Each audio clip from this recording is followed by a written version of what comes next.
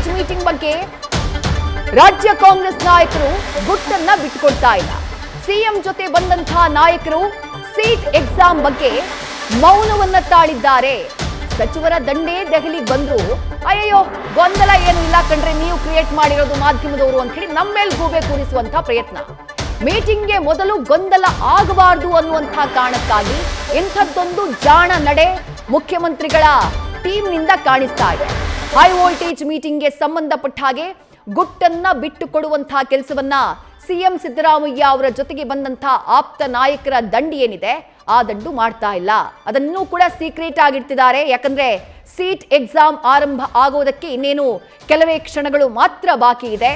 Siddaramaiah, DK Shivakumar ಅವರನ್ನ ಕೂರಿಸಿಕೊಂಡು Rahul Gandhi, KC Venugopal, AICC ಅಧ್ಯಕ್ಷರಾಗಿರುವಂತಹ Mallikarjuna Kharge ಸಭೆಯನ್ನ ಮಾಡಲಿದ್ದಾರೆ. ಈ ಇಬ್ಬರು ನಾಯಕರನ್ನ ಕೂರಿಸಿಕೊಂಡು ಚರ್ಚೆ ಏನು? ಸಿದ್ದರಾಮಯ್ಯ ಅವರ ಸೀಟ್ ಅಬಾಧಿತ, ಯಾವುದೇ ಕಾರಣಕ್ಕೂ ಗೊಂದಲಗಳು ಆಗಬಾರದು ಅನ್ನುವಂತಹ ಒಂದು ಸ್ಪಷ್ಟ ಸೂಚನೆಯನ್ನ ಡಿಕೆ ಶಿವಕುಮಾರ್ ಅವರಿಗೆ ನೀಡಲಾಗುತ್ತಾ?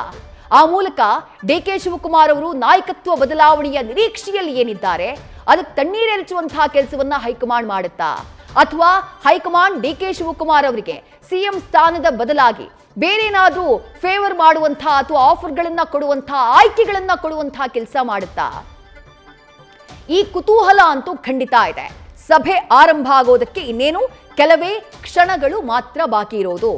ಆಗ್ಲೇ ಹೇಳಿದೆ, ಹೈಕಮಾಂಡ್ಗೆ ಯಾವುದೇ ತೀರ್ಮಾನವನ್ನ ತೆಗೆದುಕೊಳ್ಬೇಕು ಅಂದ್ರೂ ಆ ನಿರ್ಧಾರವನ್ನ ತೆಗೆದುಕೊಳ್ಳೋದು ಅಷ್ಟು ಸುಲಭ ಇಲ್ಲ. ಯಾಕಂದ್ರೆ ನಿರ್ಧಾರಗಳನ್ನ ತೆಗೆದುಕೊಂಡಂತ ನಂತರದಲ್ಲಾಗುವ ಪರಿಣಾಮಗಳ ಬಗ್ಗೆ ಹೈಕಮಾಂಡ್ ಆಲೋಚನೆಯನ್ನ ಮಾಡಬೇಕಾಗತ್ತೆ. ಯಾವುದೇ ನಿರ್ಧಾರಗಳನ್ನ ತೆಗೆದುಕೊಂಡಾಗ ನಿರ್ಧಾರ ಎಷ್ಟು ಮುಖ್ಯವಾಗುತ್ತೋ ಬಿಡುತ್ತೋ, ಆ ನಿರ್ಧಾರದ ಪರಿಣಾಮ ಯಾವ ರೀತಿಯಾಗಿರುತ್ತೆ ಅನ್ನೋದು ಬಹಳ ಮುಖ್ಯ ಆಗುತ್ತೆ. ಆ ಪರಿಣಾಮ ಬೇರೆ ಬೇರೆ ರೀತಿಯಾದಂತಹ ಸಂಘರ್ಷಗಳಿಗೆ ಕಾರಣ ಆಗುವಂತಹ ಆತಂಕ, ಕಳವಳ ಕೂಡ ಇರುತ್ತೆ. ಹಾಗಾಗಿ ಹೈಕಮಾಂಡ್ ಬಹಳ ಆಲೋಚನೆ ಮಾಡಿ ತೀರ್ಮಾನವನ್ನ ಮಾಡಬೇಕು. ತೀರ್ಮಾನ ಇವತ್ತೇ ಆಗುತ್ತಾ ಅಂತ ಕೇಳಿದ್ರೆ ಡಿಕೆ ಶಿವಕುಮಾರ್ ಬಣದ ನಾಯಕರು ಇವತ್ತೇ ಡಿಸಿಷನ್ ಆಗೋ ಡೌಟು ಅನ್ನುವಂಥ ಮಾತನ್ನ ಹೇಳ್ತಿದಾರಂತೆ. ಅಂದ್ರೆ ಇವತ್ತೇ ಡಿಸಿಷನ್ ಆಗತ್ತೆ ಅಂತಲ್ಲ, ಬಟ್ ಏನೋ ಒಂದು ಗೊಂದಲ ಇದೆಯಲ್ಲ ಅದನ್ನ ಬಗೆಹರಿಸುವಂತಹ ಒಂದು ಪ್ರೋಸೆಸ್ ಆರಂಭ ಆಗಬಹುದು ಅನ್ನುವಂಥ ಒಂದು ನಿರೀಕ್ಷೆ.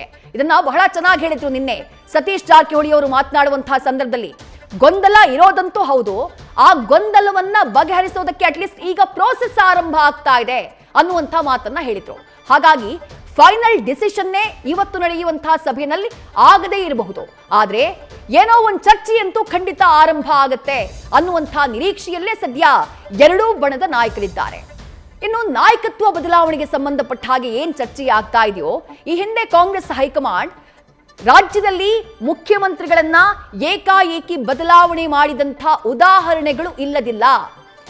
ವೀರೇಂದ್ರ ಪಾಟೀಲ್ ಅವರಿದ್ದಂತಹ ಕಾಲದಲ್ಲಿ 1990ರಲ್ಲಿ ಏರ್ಪೋರ್ಟ್ ನಲ್ಲಿ ಅವ್ರಿಗೆ ಚೀಟಿಯನ್ನ ಕೊಡ್ಲಾಗತ್ತೆ, ಮುಖ್ಯಮಂತ್ರಿ ಸ್ಥಾನದಿಂದ ನಿಮ್ಮನ್ನ ಬದಲಾವಣೆ ಮಾಡಲಾಗ್ತಾ ಇದೆ ಅಂತ ಹೇಳಿ. ಅದಾದ ನಂತರ ಎಸ್ ಬಂಗಾರಪ್ಪ ಅವರ ವಿಚಾರದಲ್ಲಿ ಏನಾಯ್ತು? ಆಂತರಿಕ ಗೊಂದಲ ಅಥವಾ ಆಂತರಿಕವಾದಂತಹ ಒಂದು ವಿರೋಧ ಅವ್ರ ವಿರುದ್ಧ ವ್ಯಕ್ತವಾದಂತಹ ಸಂದರ್ಭದಲ್ಲಿ ಅವರನ್ನ ಕೂಡ 1992ರಲ್ಲಿ ಮುಖ್ಯಮಂತ್ರಿ ಸ್ಥಾನದಿಂದ ಅಧಿಕಾರದಲ್ಲಿರುವಂತಹ ಟೈಮ್ನಲ್ಲೇ ಏಕಾಏಕಿ ಕೆಳಗಿಳಿಸಿ ವೀರಪ್ಪ ಮೊಯ್ಲಿ ಅವರಿಗೆ ಅವಕಾಶವನ್ನ ಕೊಡ್ಲಾಗತ್ತೆ. ಆದ್ರೆ ಆಗಿನ ಕಾಂಗ್ರೆಸ್ ಹೈಕಮಾಂಡ್ಗೂ ಈಗಿನ ಕಾಂಗ್ರೆಸ್ ಹೈಕಮಾಂಡ್ಗೂ ಬಹಳ ವ್ಯತ್ಯಾಸ ಇದೆ. ಆ ವ್ಯತ್ಯಾಸ ಏನು? ಆಗ ಕಾಂಗ್ರೆಸ್ ಹೈಕಮಾಂಡ್ ಕೇಂದ್ರದಲ್ಲಿ ಅಧಿಕಾರದಲ್ಲಿ. ಕಾಂಗ್ರೆಸ್ ಕಾರ್ಯಕರ್ತರ ಅಭಿಪ್ರಾಯ ಏನಾದ್ರು ಒಂದು ಸೂಕ್ತವಾದಂತಹ ತೀರ್ಮಾನ ಹೈಕಮಾಂಡ್ ತಗೋಬೇಕು ಅಂತೇಳಿ. ಡಿ ಕೆ ಶಿವಕುಮಾರ್ ಅವರು ಸಿಎಂ ಆಗಬೇಕು ಅಂತೇಳಿ ಸಾಕಷ್ಟು ವಿಚಾರಗಳು ಚರ್ಚೆ ಆಗ್ತಿತ್ತು. ತಾವು ಕೂಡ ಒಂದಷ್ಟು ಅಭಿಪ್ರಾಯಗಳನ್ನು ಕೂಡ ವ್ಯಕ್ತಪಡಿಸಿದ್ರಿ. ಈಗ ಆ ಒಂದು ಸಮಯ ಬಂದಿದೆಯಾ ಸರ್? ಅದೇ ನಮಗೆ ಗೊತ್ತಿಲ್ಲ, ಯಾತಕ್ಕೋಸ್ಕರ ಕರೆದವ್ರೆ ಅಂತ ಗೊತ್ತಿಲ್ಲ. ಬಟ್ ಸೂಕ್ತವಾದಂಥ ತೀರ್ಮಾನ ಹೈಕಮಾಂಡ್ ತಗೋತದೆ ಅಂತಕ್ಕಂಥ ಆಶಾಭಾವನೆ ನಿಮ್ಮಂಗೆ ನಾವು ಇಟ್ಕೊಂಡಿದ್ದೀವಿ. ನಿರೀಕ್ಷೆ ಇದೆ ಸರ್ ನಾಯಕತ್ವ ಬದಲಾವಣೆ ಆಗಿ ಡಿ ಕೆ ಶಿವಕುಮಾರ್ ಅವರು ಸಿಎಂ ಆಗ್ತಾರೆ ಅಂತ? ಅಲ್ಲ, ಅಂತಿಮವಾದಂಥ ತೀರ್ಮಾನ ಆಗಬೇಕು. ಬದಲಾವಣೆ ಮಾಡ್ತಾರೋ ಮುಂದುವರಿಸ್ತಾರೋ ಏನಾರ ಒಂದು ತೀರ್ಮಾನ ಆಗಬೇಕಲ್ಲ. ಈಗ ಒಂದಕ್ಕೆ ಒಂದು ತೆರೆ ಎಳಿಬೇಕು ಅಂತಕ್ಕಂಥದ್ದು ನನ್ನ ಅಭಿಪ್ರಾಯ.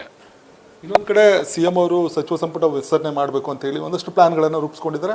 ಅದನ್ನು ಹೈಕಮಾಂಡ್ ನಾಯಕರ ಮುಂದೆ ಕೂಡ ಚರ್ಚೆ ಮಾಡಲಿಕ್ಕೆ ತೀರ್ಮಾನವನ್ನು ತೆಗೆದುಕೊಂಡಿರುವಂಥದ್ದು.